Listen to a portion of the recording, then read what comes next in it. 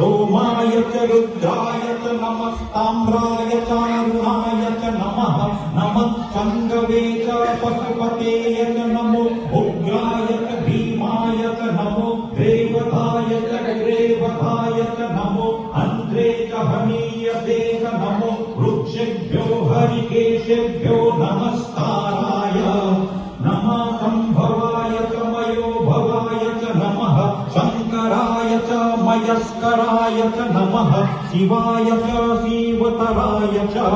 नमः पार्याय च वार्याय च नमः प्रत्तरणाय चोत्तरणाय च नमः स्थिर्धाय च कुल्याय च नमः सत्याय च धन्याय च नमः नमः चिकत्याय च प्रवाहज्याय च नमः कित्तुशिलाय च शयनाय च नमः सपर्दिने च कुलस्तये च नमो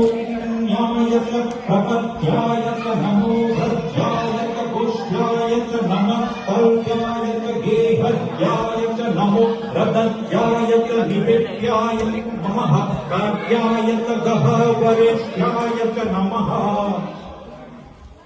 नमः शुक्लाय च हरिद्याय च नमः पाङ्गोसभ्याय च रजस्याय च नमो लोक्याय मूलव्याय च नमः पूर्वज्याय च सूर्याय च नमः वर्णाय च पर्णसदाय च नमः उदगुरमणाय चाभिघ्नते च नमो आसीदते तत्प्रभिदिते च नमो विभूकृतभ्यो धनकृतेभ्यो तत्सरो नमो वहमिकेभ्यो देवानां हृदयेभ्यो नमो विचिन्वक्केभ्यो नमो वीक्षणकेभ्यो नमो आनिर्हतेभ्यः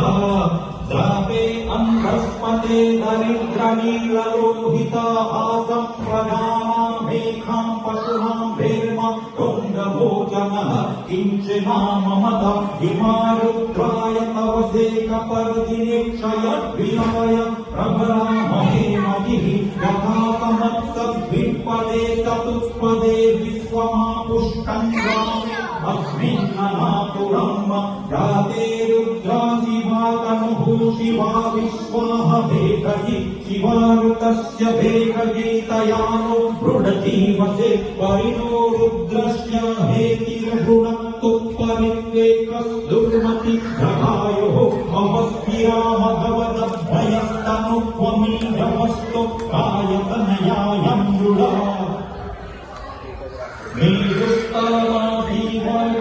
शिवो नाशुना भव परमे वृक्ष आयुर्धन्निधाय कृतिर्वसान आचरपिनाकं विप्रदागहि वीकिनिद्धर्विलोहित नमस्ते अस्तु भगवः यास्ते सहस्रं भूहेतयो नमस्मन्निवं पन्तुताः सहस्राणि सहस्रसो बाहवेस्तव हेतयः तासा